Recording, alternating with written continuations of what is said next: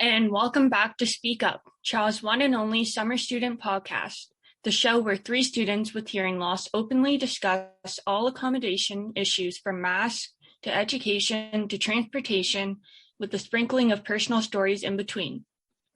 In case you didn't know, CHHA stands for Canadian Hard of Hearing Association, connecting Canadians impacted by hearing loss through advocacy and community engagement. My name is Kaylin, and with me today are my co-hosts Jason and Catherine. Welcome, Jason and Catherine. Hello. Hi, guys. It's great to be here.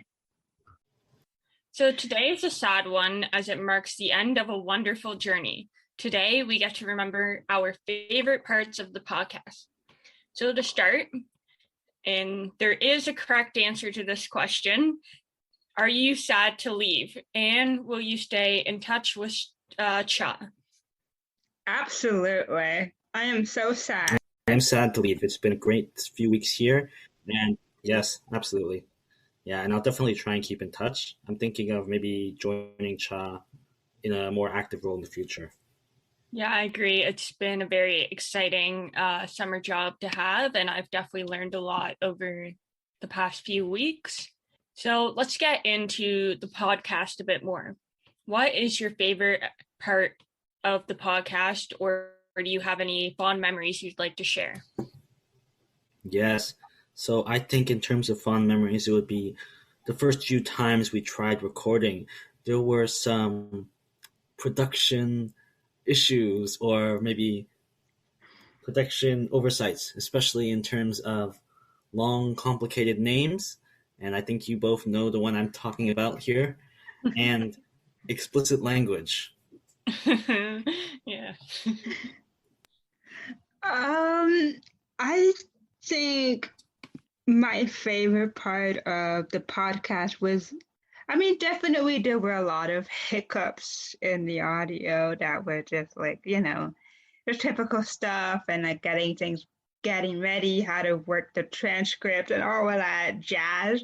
But to me, I think the most fond memories of the podcast was actually the beginning and actually get a chance to meet you guys when I actually sent you guys on a chance to like have like those little discussions with each other, like to get to know each other moments. I really loved that, and just all of us trying to like come up with a podcast, a name, the logo, all of the episodes. It was just so much fun and just brainstorming wild with something I really enjoyed, and I wish it would just continue, but here we are.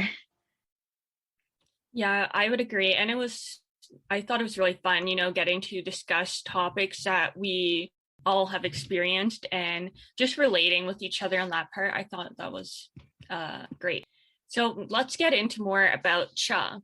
What is your favorite part about CHHA?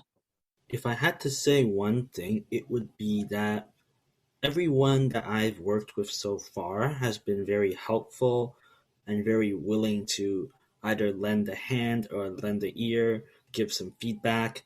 And I think that really just goes to show that CHHA has created a really great community of people who are looking out for each other. So I think one of the best things about CHHA is that it is as you said, Jason, it is a tech community, but not only that because we rely on each other, but also get a chance to like know each other, like have some chance to like fool around us, just getting to enjoy each other's company, especially when we can't meet each other in person most of the time. And it is just a great chance. Like I didn't know that CHHA existed before I sent out an application on Indeed. Like, just getting a chance to know that there is an organization out there that does care about hearing loss, and that the people who are in charge of CHHA and making it happen are just great, decent people, which is just amazing, which is really great. Yeah, adding on to both of you, I agree. Like it's been such a positive, working environment, and, everyone's welcome to helping you out. And, I just feel so comfortable interacting with others and taking on different projects. So it's definitely been a very exciting time. Now, I want to know what CHHA looks like for both of you post CHHA. So anytime afterwards this summer, I guess. Yeah, in terms of what the future looks like for me post CHA, it's mainly going back to school. I'm about to enter my final year of my degree, so I'm looking forward to that.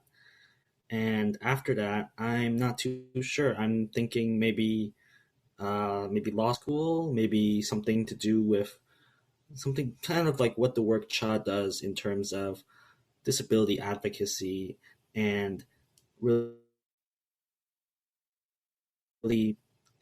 helping others help themselves. Um, so just like Dishan, I am also returning to school. It's going to be my third year of studying political science at the University of Toronto. Well, really, technically, it's my second year because I just got into the program. But regardless of that, I am very excited to get back to school and get a chance to really get further into my degree and actually see what I really like about political science, because political science is very vague. So I'm hoping to get a chance to explore my degree and get a chance to finish up stuff and get ready to graduate. I'm also looking at what my career would look like.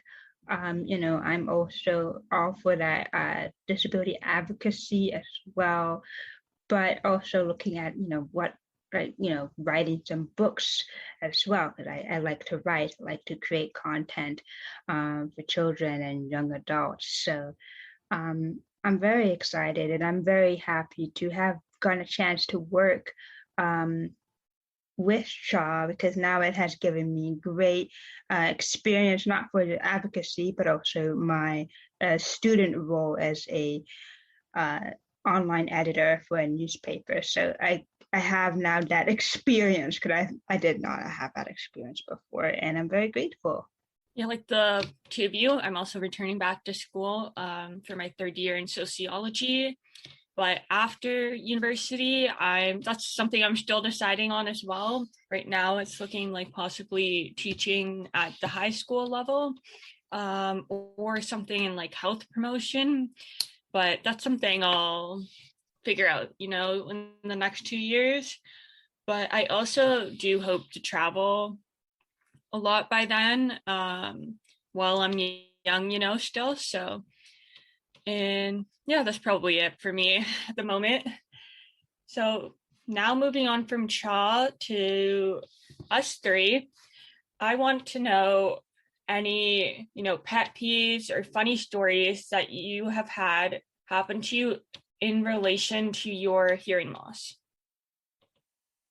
Yes, and I'm looking forward to sharing this one. I've told it to both of you, but I'm really glad I get to share it now. So let me set the stage a bit. This was while I was in my high school chemistry class, so about 2 to 3 years ago. And this teacher, he was a nice guy. He would let my classmates listen to music after they were done their work in class. So one day we were doing that, and he decided he wants to get the class's attention. However, they had their earbuds in, they were listening to their music. So he went up to the front of the class, and then he declared in a very loud voice, "Everyone, please remove all hearing devices." And at that point, that's when everyone looked over at me like, huh? And then that teacher became very embarrassed very quickly, and he apologized to me. And, well, I think that just goes to show how words can be eventful. No kidding. I feel so sorry for you in that moment. But of course, you've grown up past that. But I have not had that experience, and I'm grateful.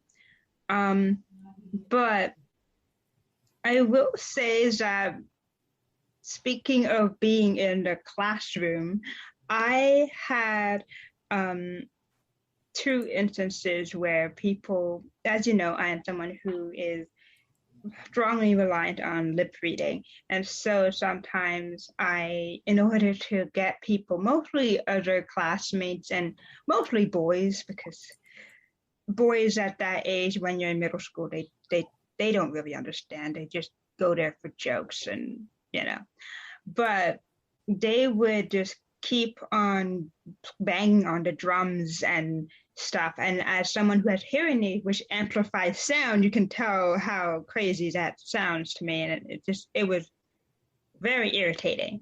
And so I would like go up to them and say, hey, stop. I don't like it when you bang on the xylophone or the bass drum or any other percussion, because I was a part of the percussion group in the band, and I was like telling them to stop, and they wouldn't understand. So I was like, okay, let me just yank out my hearing aids. Let me just take out my hearing aids right here and show you why it's irritating. And they'd be looking at this like, whoa, what's that? Is that an earbud? And I'm like, does this look like an earbud to you?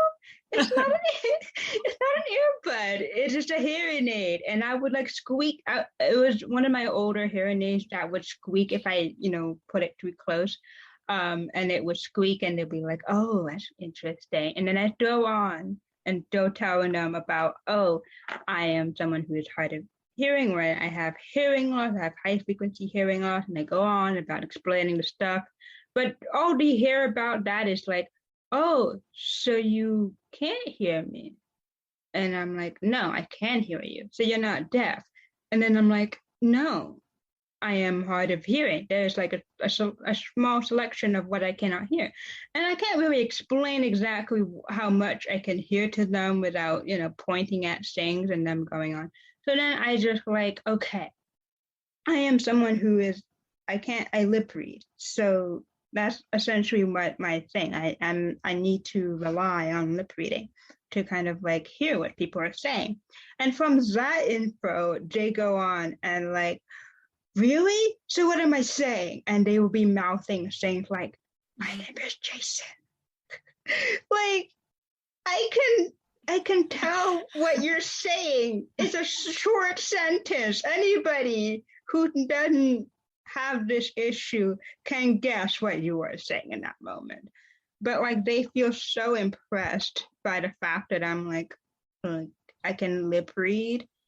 So yeah, that's like one of them. There's so many. Like there was that one time where I was able to like find my teacher by just relying on my FM system, which was like relying on some type of walkie-talkie, like old technology where it's like static information. But yeah, there were so many instances, but that's probably my favorite one. Just how.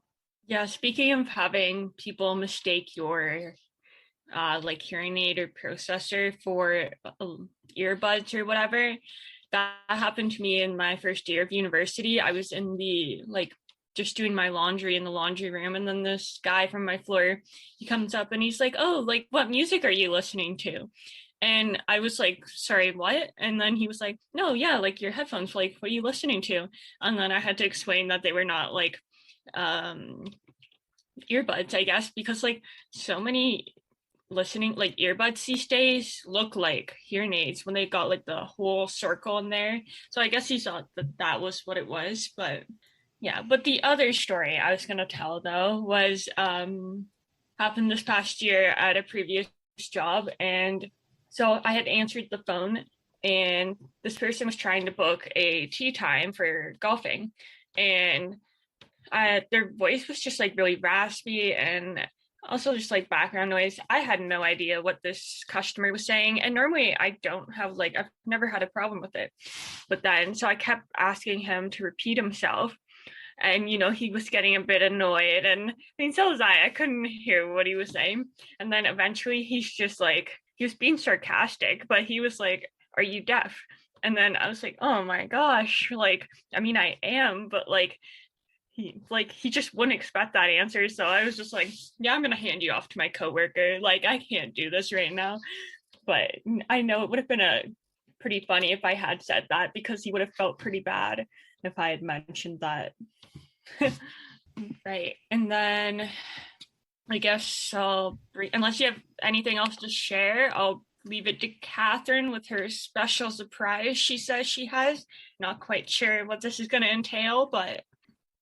So I went out and asked, since we're now like we're just summer students and we are leaving. In fact, by this point this episode is released, we will be long gone. But I reached out to our supervisors, Lee, Clara, Gordana, pretty much everybody, to submit some questions for us to just discuss about either the podcast, about ourselves, a nice, farewell thing. Not everybody submitted a question.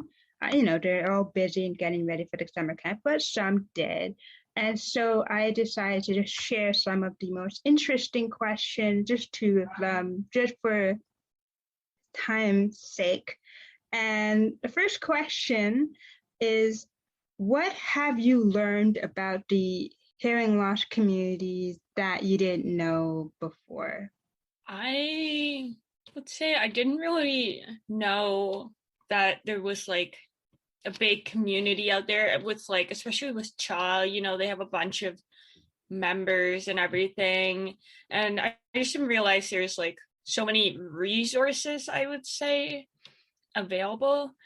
Yeah, that's a hard one. I'll have to keep thinking about that. And for me, I think it would be that similar to what Kaylin said, that there is a lot of support out there in terms of organizations like CHA, and that there is a strong sense of community, and there's people who want to help other people with hearing loss, and I just think that's great. And I haven't taken advantage, or I haven't participated in those kinds of groups in the past, so I think this position was a great opportunity to really expand my worldview in that sense. Mm-hmm. Yeah, slightly similar to you guys. I did not know that there was a hard of hearing organization, or even a chance to like get scholarships or any of that. Like I just thought, oh, they're a part of the deaf community. And just that I'm just someone who has a lesser form of deafness. So, that's just how I felt. And it was like, I'm sure there was something out there, but again, I didn't really know so much. So getting a chance to do that was also a great eye opener. But for really, my answer would be the existing of hearing loops. I still do not know what they are, and I'm very glad that I got a chance to hear of the existence of them through CHHA, and I'm just really grateful for this opportunity, and I'm continuously still learning more and more about it. All right. For our next question, which is a fun question, is they want to know, what is one thing, a fact about yourself that we wouldn't know from a glance? Something about me that nobody would guess is that I've actually been to 20 different national parks around the world. And a lot of those were in the US, specifically in the Grand Canyon area and in California. But I've also visited parks in the east coast of Canada, such as the Cape Breton Island, and even parks in the Caribbean and Taiwan. So to answer your question, something interesting I would like to share is that I currently have a goal to visit 30 countries by the time I turn 30. And I've currently visited 8, including Greece, Italy, England, Spain, France, Belgium, the Netherlands, and the US. However, I am going on a semester exchange next year to Glasgow, so I do hope to visit as many countries as I can over there as flight. If I were to answer this question, it would be the fact that I have been to 8+ schools, and all of them are under university. Of course, you've been to university in my high school, but in elementary, I've been to so many. I think I've been to like 4 or 5 elementaries, schools, and that is like from pre-K to grade 6. I've been to another, I've been to one middle school, and then I've been to two high schools.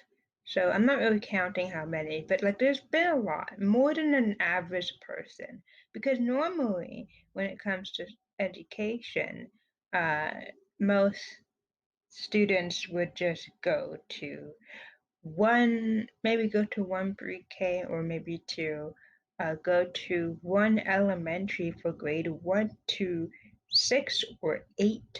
And then if you are in the situation where you actually have to do another middle school, you can go there. Or if you're in a situation where you have middle school and high school in one building, you go to there. So really it's like, and then high school. So it's really like if you were to like organize it, it would be like four roughly. You've been to four buildings. But for me, I have like double that. And I'm pretty sure there's like 8 to 10 schools in there. I don't remember all of them. I do know a handful, but I think it was really because of the fact that my family moved a lot over the years. And for instance, I was born in Jamaica, so it's because that's where I was from. But then I moved to Barbados for 1 year, and then moved back, and then I moved to Quebec, and I've been to two elementary schools in Quebec City, one French, one English. Then I moved from Quebec City down to Ontario, where I went to one middle school, and then I moved to high school, which was like for two high schools, both of them in the Catholic system. And yeah, I think one of the reasons why it was that, my parents believe in good education, and so we always been moving around in terms of finding the right school. And I think it kind of ties in well with the podcast theme of like hearing loss, because for me, I had to find there weren't a lot of schools that were very accommodating. So the reason why I've been to so many schools is because of that. They were trying to find the best school that I could go to that would support me. So yeah, I guess that's kind of like a good um, fact about me. So the next question and the final question, I guess, for today, before I hand it over to you guys, is how has working during a pandemic has been different from your other past summer jobs? That's a great question. I think in the past summer jobs, it was easier for me to make connections with my coworkers just because we were around each other so often, 7.5 hours a day.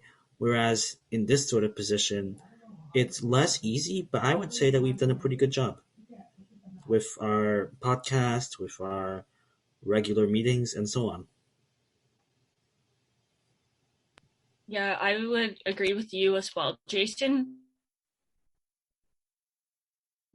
Yeah, I would say I didn't think I was going to make us, many connections with like the online environment, but, making this podcast, I think a lot more about each other.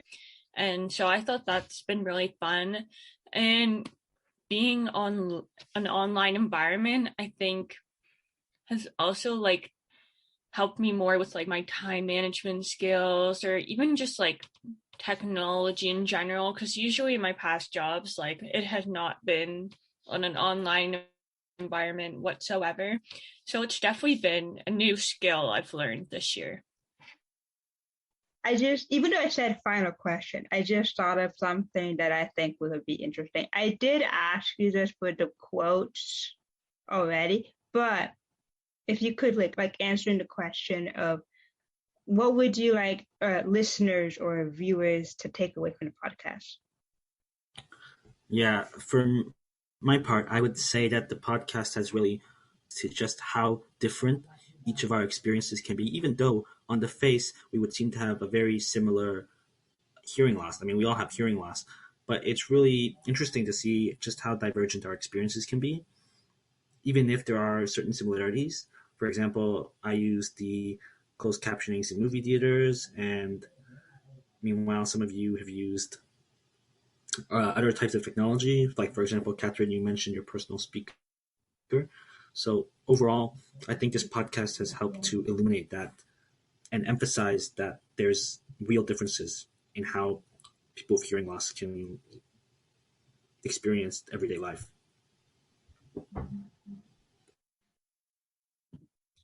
So my takeaway point that I would say is that us speaking about hearing loss allows us to, and others, to see what types of barriers there are to persons with hearing loss in society.